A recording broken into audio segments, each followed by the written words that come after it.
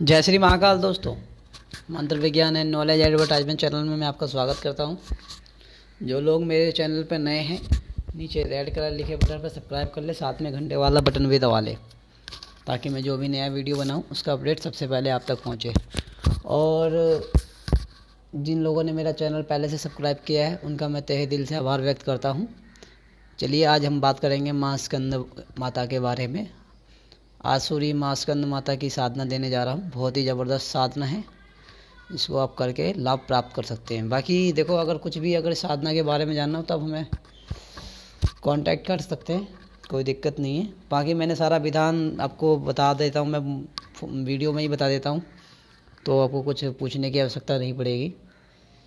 तो चलिए आज हम बात करते हैं जो स्कंद माता है, इनकी साधना करने से हमें क्या प्राप्त होगा।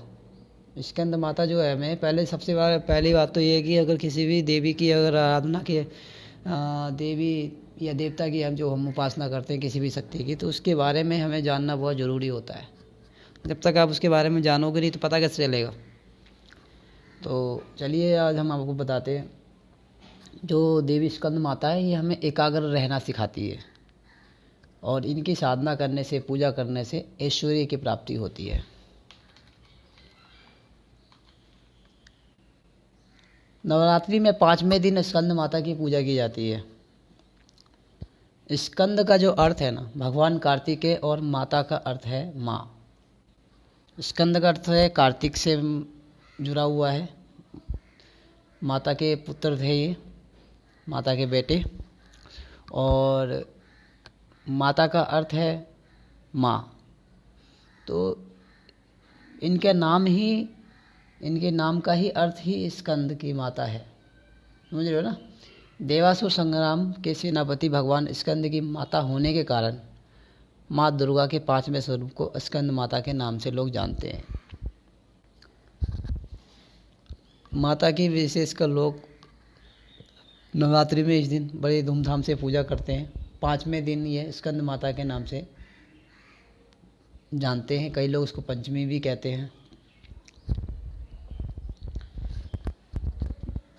देवी स्कंद माता की पूजा के लिए पूजा स्थल जहाँ पर कलश की स्थापना की हुई है, वहाँ पर स्कंद माता की मूर्ति या तस्वीर की स्थापना करें।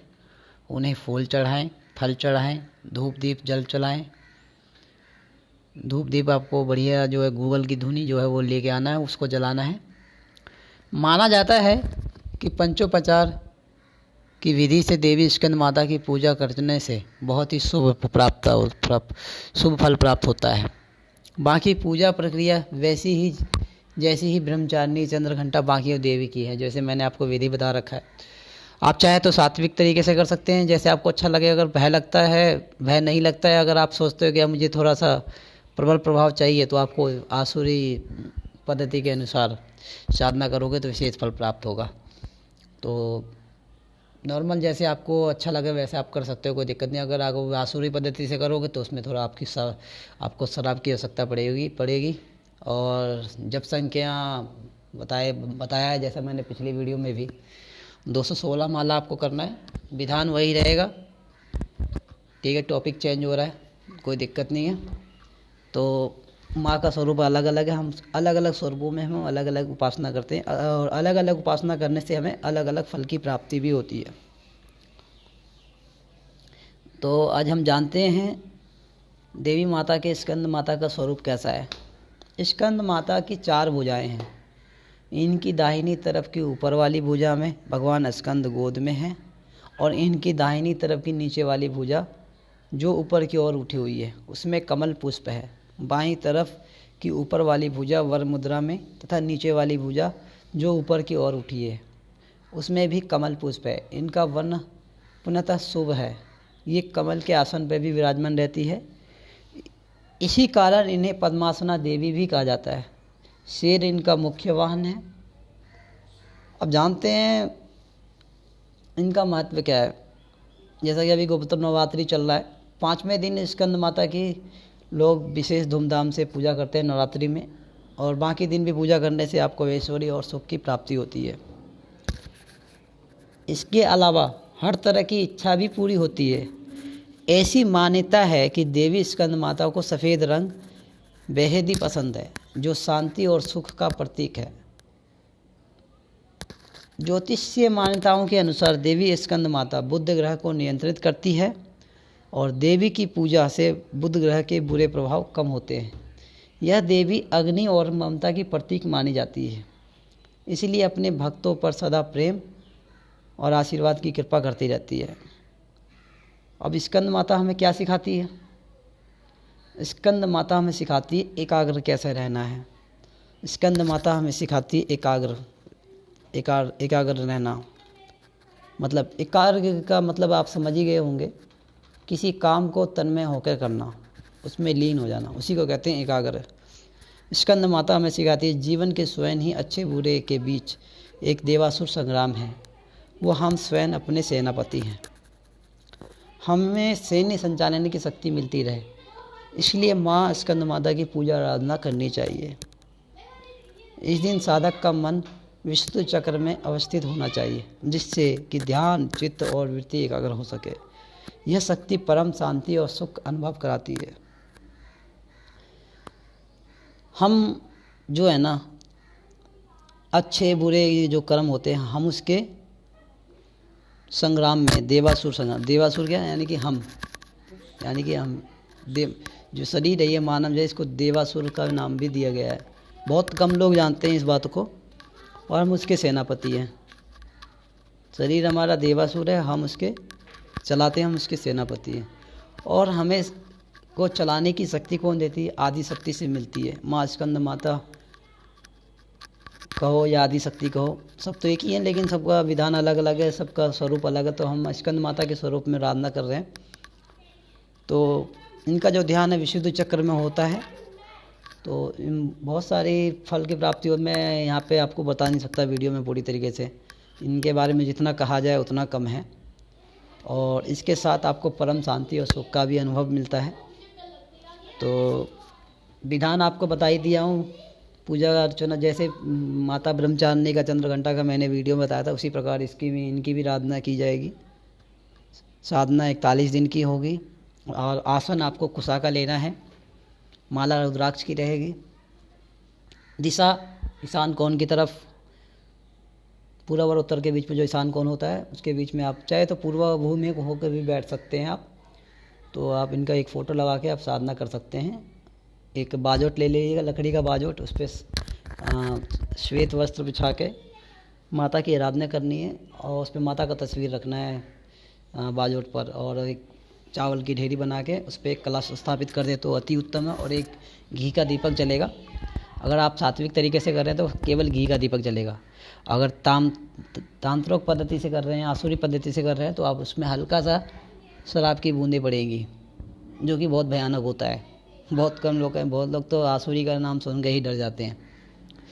चलो, जिसको जैसे अच्छा लगता है वैसे आप कर सकते हो। अगर आपको भय लगता है तो आप सात्विक तरीके से, अगर आपको भय नहीं लगता है, अगर आप चाहते हैं उग्र तरीके से मैं साधना करूं, तो आप इसको विधान थोड़ा चेंजेस कर सकते हैं, कोई दिक्कत नहीं है। तो कोई दिक्कत नहीं है। और 40 दिन की साधना है। माला आपको 216 माला कंटिन्यू जाप करना है। 4 से 5 घंटे लग सकते हैं, 6 घंटे भी लग सकते हैं, हो सकता है स्टार्टिंग में आपको 8 घंटे भी लग जाए। ये आपके एकाग्र के ऊपर निर्भर करता है। और साधना करते समय आपको किसी भी मोबाइल फ़ोन का यूज नहीं करना है, मोबाइल फ़ोन बंद कर देना है। और पद्मासन लगाकर आपको माला जप करना है। सिद्धासन लगा लो, पद्मासन लगा लो, जिस आसन में आप कंफर्टेबल हो बैठने के लिए, तो आप वो लगा सकते हैं। वस्त्र का कोई बंधन नहीं है, ठीक है। वस्त्र आप कोई भी पहन सकते हैं, लेकिन साफ़ सुथरे और स्वच्छ होने चाहिए बस, ठीक है। तो माला आपको 216 माला जप करनी है। 41 दिन की साधना है। 41वें के दिन के बाद जो है 42वें दिन आपको 11 मालों से आहुति करनी है। उसके बाद ये साधना सिद्ध हो जाती है, ठीक है। और इससे चाहें तो आप बहुत सारे कार्य भी ले सकते हैं। तो आप साधना करें, लाभ प्राप्त करें। मंत्र मैं आपको बता देता हूँ। मंत्र करने से पहले विशेष हमें ध्यान देना जरूर कि अगर जो हम साधना करते हैं ना, साधना करने से पूर्व जो है हमें स्वच्छ रहना बहुत ज़रूरी है। स्वच्छ क्या नहीं, स्नान करके आपको तब ये साधना पे बैठना है। और जैसे माला जप कर देते हैं ना, डायरेक्ट आपको उठना नहीं है, डायरेक्ट आपको आसन से उठना नहीं है। अगर आप आसन से उठेंगे डायरेक्ट तो फिर दिक्कत हो जाएगा ना, तो डायरेक्ट आसन से नहीं उठना, थोड़ा सा मेडिटेशन करना है, ध्यान करना है, एकाग्र होके ध्यान कीजिए। और ध्यान के बाद जो है माता से आप थर्ड आई में आप उनको विराजमान कीजिए। इससे क्या होगा, आपको साधना में विशेष शक्ति का अनुभव होगा। ठीक है, तो आप इसको अगर इस विधान से आप करते हैं तो आपको बहुत सारे फल प्राप्त होंगे जिसकी कोई गणना नहीं है।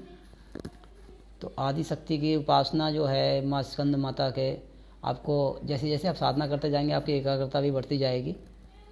तो मंत्र मैं आपको बता रहा हूँ, मंत्र इस प्रकार है। ओम देवी स्कंद माताए नमः।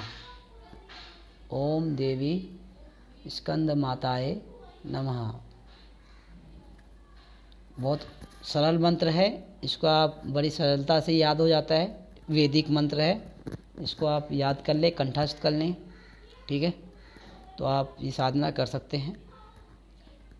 जिन्होंने पहले से साधना किया हुआ है उनके लिए तो बहुत ही बढ़िया है, और जो लोग नए हैं वो भी साधना कर सकते हैं। इसमें किसी को पाबंदी नहीं किसी तरह की, लेकिन कोशिश ये करें कि बाहर का आपको खाना नहीं खाना, बाहर अपने घर का हाथ का बना हुआ खाएं तो ज़्यादा ही बेटर रहेगा। और बाकी तो कहते हैं जैसा खाओगे अन्न वैसा बनेगा मन। ठीक है, मैं इसी के साथ विराम लेता हूँ, मैं फिर आऊँगा। और मंत्र में आपको दूसरा कहे तो मैं आपको दूसरा मंत्र भी बता देता हूँ। दूसरा मंत्र इस प्रकार है, ह्रीं क्लीं स्वमेन्ये नमः। ह्रीं क्लीं स्वमेन्ये नमः। इन दोनों मंत्र में से आपको जो अच्छा लगता है उन मंत्र का आप जाप कर कर आप आराधना कर सकते हैं माता की। ठीक है, इसी के साथ मैं विराम लेता हूँ। तब तक के लिए जय श्री महाकाल।